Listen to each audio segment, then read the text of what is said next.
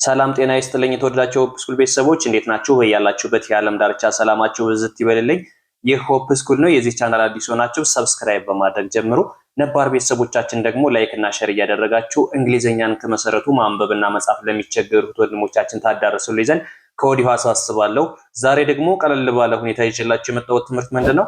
እንግሊዘኛን በ15 ቀን ብቻ የማወቅ ሚስጥር 8ኛ ቀን ላይ እንገኛለን። ከዚህ በፊት ለሶስት ሳምንት ያክል እየሰራ ነው የመጣ ነው ቪዲዮ አለ።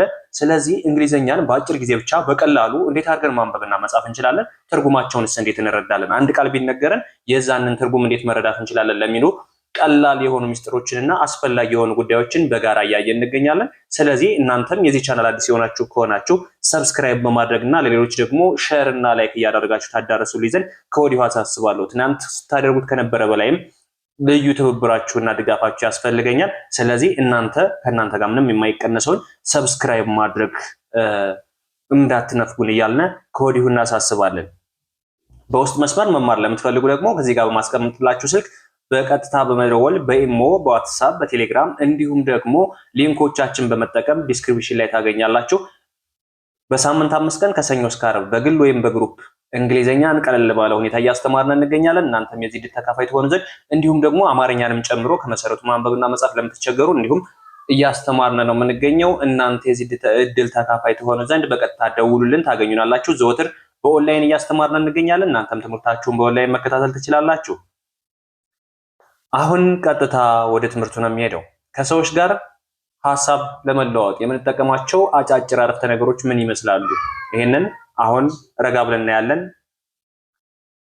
ትምህርቱን ከመጀመሪያው በፊት እናንተ ማስታወሻ ማዘጋጀታችሁን አትርሱ። በማስታወሻ በመጻፍ ራሳችሁን በመጠየቅ ከትናንቱ ዛሬ ከዛሬው ደግሞ ነገ የተለየ እውቀት ታገኙ ዘንድ ረጋ ብላችሁ ተከተሉ። ከዚህ ጋር የመጀመሪያው ምንድነው የሚለው ዱ ዲኦ ካልነ ዱ ማለታችን ነው። ዋይ ኦ ዩ ካልነ ዩ ማለታችን ነው። ኤች ኤ ቪ ኢ ካልነ ሃቭ ማለታችን ነው።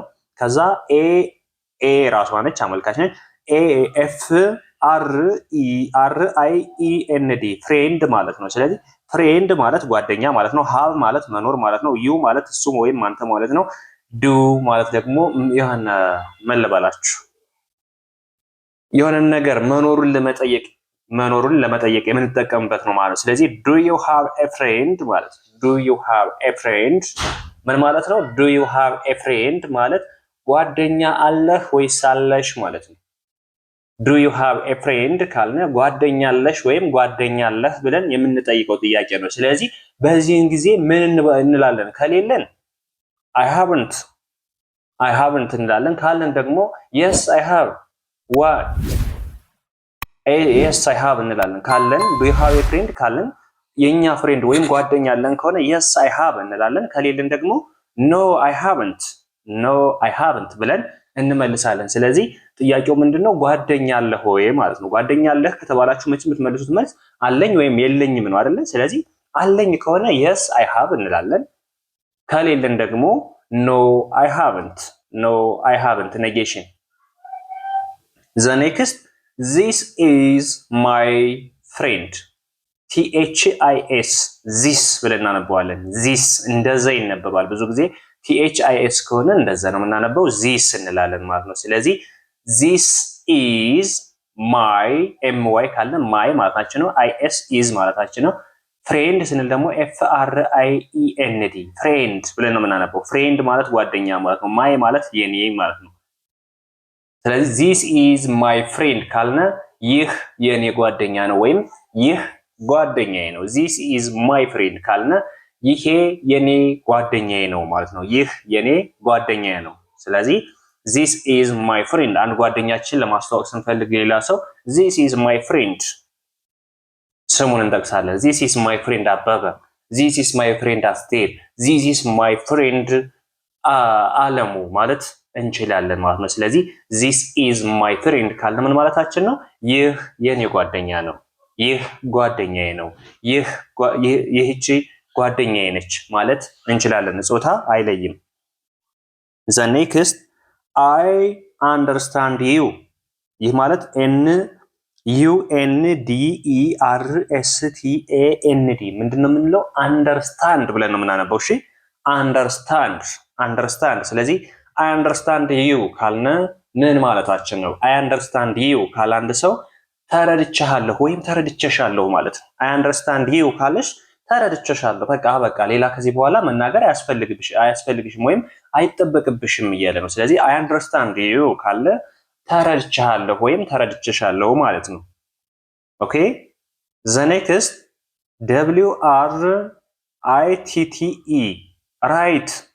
ይቺ ደብሊው ሳይለንት ትሆናለች። ሳይለንት ድምጾች አሉ። እነ ኬ እነ አይ እነ ደብሊው እነ ቲ ሳይለንት አድርገን የምንጠቀምባቸው አሉ። ስለዚህ እዚህ ጋር ደብሊውን ሳይለንት አድርገን ነው የምናልፋት። ራይት ብለን ነው የምናነበው። ስናነብ ዊ ራይት አይባልም። ስለዚህ ራይት ነው የምንለው። ራይት ኢት ዳውን ፕሊስ። ራይት ኢት ዳውን ፕሊስ ምን ማለት ነው? እባክህ ጽፈህ ስጠኝ ማለት ነው። ራይት ኢት ማለት ጻፈው ማለት ነው ባጭሩ። ፕሊስ ማለት እባክህ ነው። ዳውን ማለት ደግሞ ስጠኝ እንደማለት ነው። ስለዚህ በአጠቃላይ ራይት ኢት ዳውን ፕሊስ ካለን አንድ ሰው እባክህ ጽፈህ ስጠኝ ማለት ነው። እባክህ ጽፈህ ስጠኝ። ራይት ኢት ዳውን ፕሊስ ከተባላችሁ ምን ማለት ነው? እባክህ ጽፈህ ስጠኝ ማለት ነው። እባክህ ጽፈህ ስጠኝ። ፕሊስ ማለት ፖላይት ቃል ነው የምንጠቀም። እባክህ ብለን ስንጀምር አሁን አንድ ነገር ለምሳሌ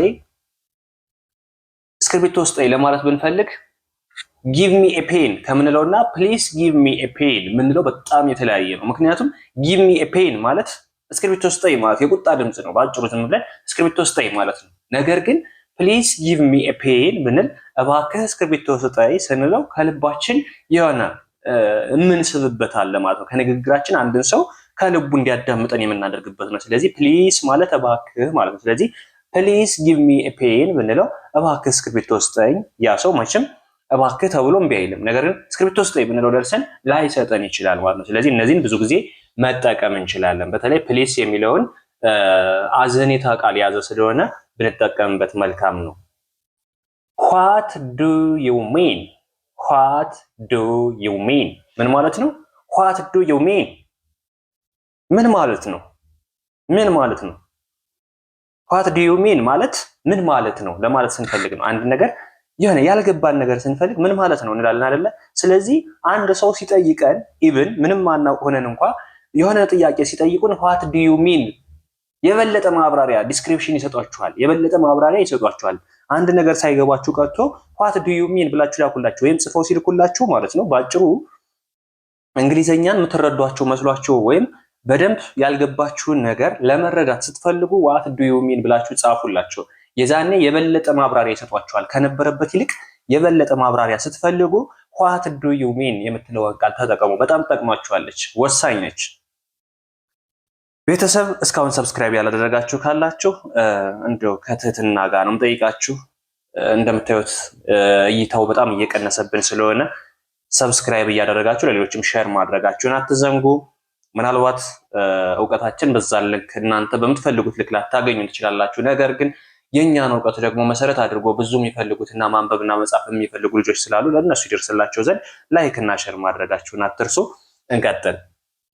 ዋት ዱ ዩ ሚን ካለ ሁሌም የሆነ ብዙ ማብራሪያ ስንፈልግ ምን ማለት ነው የሚለውን ቃል ይገልጽልናል ማለት ነው። ካን ዩ ሪፒት ዛት?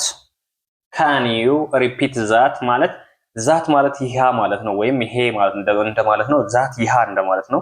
ስለዚህ ይሄንን ትደግምልኛለህ ማለት ነው። ያንን ወይም ይሃን ትደግምልኛለህ ምን ማለት ነው? ሪፒት መድገም ማለት ነው። ካን ማለት ደግሞ መቻል ነው። ስለዚህ ካን ዩ ካልነ አንተ ትችላለህ የሚለውን ለመግለጽ ነው። ካን ዩ ማለት አንተ ትችላለህ እንደማለት ነው። ስለዚህ ሪፒት ዛት ካልነ ያንን ወይም ይሄንን ልትደግምልኝ ትችላለህ ማለት ነው። ያንን ልትደግምልኝ ትችላለህ።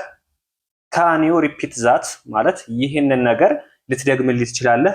ጽሁፍ ሊሆን ይችላል፣ ንግግር ሊሆን ይችላል፣ ብቻ መድገሙን ለማመልከት ነው። ስለዚህ ካን ዩ ሪፒት ዛት ካላችሁ ይህንን ልትደግምልኝ ትችላለህ ወይም ያንን ልትደግምልኝ ትችላለህ። በርቀት ነው የምናየው፣ ያንን ነው እንጂ ይሄን ማለት ትንሽ አስቸጋሪም ስለሆነ ያንን ዛት የሚለው ስላለ የሩቅ ነገር ነው የሚያመለክተን። ስለዚህ ያንን ልትደግምልኝ ትችላለህ ማለት ነው። ስለዚህ ካን ዩ ሪፒት ዛት ካላችሁ አንድ ሰው ያንን ነገር ልትደግምልኝ ትችላለህ ማለት ነው።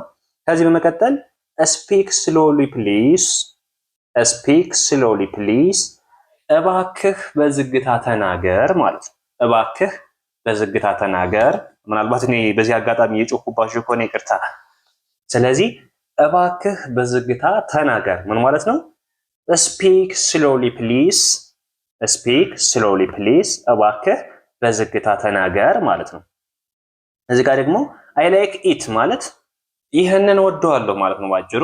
I like it ካላችሁ አንድ ሰው እወደዋለሁ፣ እሱን እወደዋለሁ ወይም ይሄንን እወደዋለሁ ማለት ነው። I like it ማለት እሱን እወደዋለሁ፣ ይሄንን እወደዋለሁ፣ ያንን እወደዋለሁ ለማለት ከፈለግነ I like it እንላለን። ነገር ግን ደግሞ አለመውደድን ለማመልከት ደግሞ I don't like it እንላለን። I don't like it I don't like it። ለምሳሌ እኔ ጓደኛዬን እወደዋለሁ ካልኩኝ I like my friend እላለሁ አይደለ? I like my friend ግን መውደድ ካልፈለኩ ደግሞስ I don't like my friend እላለሁ ማለት ነው። ስለዚህ በዚህ መልክ I like እና I don't like ሁለቱ ተቃራኒ ናቸው። I like ካልነ እወዳለሁ ነው። I don't like ካልነ ደግሞ አልወድም የሚለውን ይገልጽልናል ማለት ነው። ቤተሰብ ዛሬ ቀለል ባለ ሁኔታና በጣም አስፈላጊ የሆኑና በቀላሉ ከሰው ጋር በንግግር የምናደርጋቸውና ደግሞ ጥያቄ ስንጠይቅም ሲጠይቁንም መልስ የምንሰጥባቸው የእንግሊዘኛ ንግግሮች ከነ ትርጉማቸው አይተናል። ከዚህ በተጨማሪ በሌላኛው ክላስ ደግሞ እንገናኛለን። እናንተም እስከዛ በማስታወሻ እየጻፋችሁ ተለማመዱ። እንግሊዘኛ የሚለመደው አንድ ቪዲዮዎችን በመከታተል ሁለት ደግሞ በራሳችሁ በመለማመድ ይሰባበር ይቀነጣጠስ ችግር የለውም ተለማመዱበት። ዝም ብላችሁ እየሰባበራችሁ አውሩ። የሆነ ቀን ላይ ፐርፌክት ትሆናላችሁ። ምንም ጥያቄ የለውም። ስለዚህ በዚህ መልክ ቀለል ያሉትን እንግሊዘኞችን ከመጀመሪያው ጀምረን እየሰራን ነው የምንገኘው።